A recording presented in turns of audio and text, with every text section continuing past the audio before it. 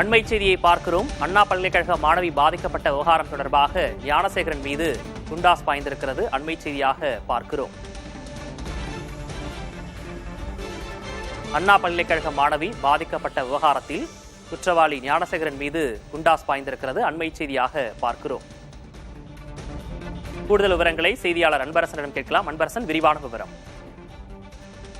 அண்ணா பல்கலைக்கழக மாணவி பாலியல் வன்கொடுமை சம்பவத்தில் கைது செய்யப்பட்ட கோட்டூர்புரம் பகுதியைச் சேர்ந்த ஞானசேகரன் மீது தற்போது சென்னை காவல்துறை குண்டர் தடுப்பு சட்டத்தின் கீழ் நடவடிக்கை எடுத்திருக்கிறது. குறிப்பாக சிறப்பு புலனாய்வு குழு அதிகாரிகள் பரிந்துரையின் பேரில் தற்போது சென்னை காவல்துறையானது குண்டர் தடுப்பு நடவடிக்கையின் கீழ் நடவடிக்கை எடுத்திருக்கிறது. குறிப்பாக கடந்த டிசம்பர் மாதம் 23ஆம் தேதி அண்ணா பல்கலைக்கழகத்தில் மாணவி ஒருவர் பாலியல் வன்கொடுமை செய்யப்பட்ட சம்பவத்தில் கோட்டூர்புரம் பகுதியைச் சேர்ந்த ஞானசேகர் என்பவர் கைது செய்யப்பட்டு தற்போது சிறையில் அடைக்கப்பட்டிருக்கிறார். இதன் தொடர்ச்சியாக இந்த வழக்கானது தற்போது சிறப்பு புலனாய்வு குழு அதிகாரிகள் விசாரணை மேற்கொண்டு வருகிறார்கள். குறிப்பாக 3 ஐபிஎஸ் அதிகாரிகள் பெண் ஐபிஎஸ் அதிகாரிகள் தலைமையில் இந்த விசாரணையானது மேற்கொள்ளப்பட்டு வருகிறது.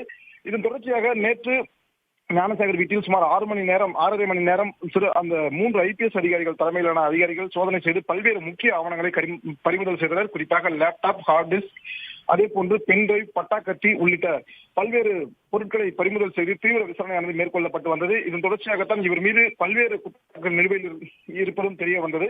ஏற்கனவே ஞானசேகர் மீது 3 முறை குண்டர் தடுப்பு சட்டத்தின் கீழ் நடவடிக்கை எடுக்கப்பட்ட போதிலும் இந்த விசாரணையானது தொடர்ச்சியாக நடைபெற்று வந்தது. இந்த நிலையில் 4வது முறையாக சென்னை காவல்துறையானது கைது செய்யப்பட்ட ஞானசேகரன் மீது குண்டாஸ் நடவடிக்கை எடுத்திருக்கிறது. குறிப்பாக இவர் பயன்படுத்திய மொபைலில் ஏற்கனவே பல்வேறு வீடியோக்கள் அழிக்கப்பட்ட நிலையில் சைபர் ஆய்வுக்கு உட்படுத்தப்பட்டு அந்த வீடியோக்களை சிறப்பு புலனாய்வு குழு அதிகாரிகள் கைப்பற்றி விசாரணை மேற்கொண்டு வந்தது. அந்த வீடியோக்களில் பல்வேறு ஆபாச புகைப்படங்களும் அதே போன்று பல்வேறு ஆபாச வீடியோக்களும் இருப்பது தெரிய வந்தது. இதனை அடுத்துதான் தொடர்ச்சியாக இவரால் பாதிக்கப்பட்ட பெண்கள் எத்தனை நபர்கள் யார் யாரிடம் மிரட்டி பாலியல் வன்கொடுமை செய்திருக்கிறார் என்பது குறித்து சிறப்பு புலனாய்வு குழு அதிகாரிகள் தீவிர விசாரணையில் ஈடுபட்டு வந்தனர். இந்நிலையில் தற்போது சிறப்பு புலனாய்வு குழு அதிகாரிகள் பரிந்துரையின் பேரில் சென்னை காவல்துறை இவர் மீது குண்டர் தடுப்பு நடவடிக்கையானது எடுத்திருக்கிறது. விரிவான விவரங்களுக்கு நன்றி அன்பரசன்.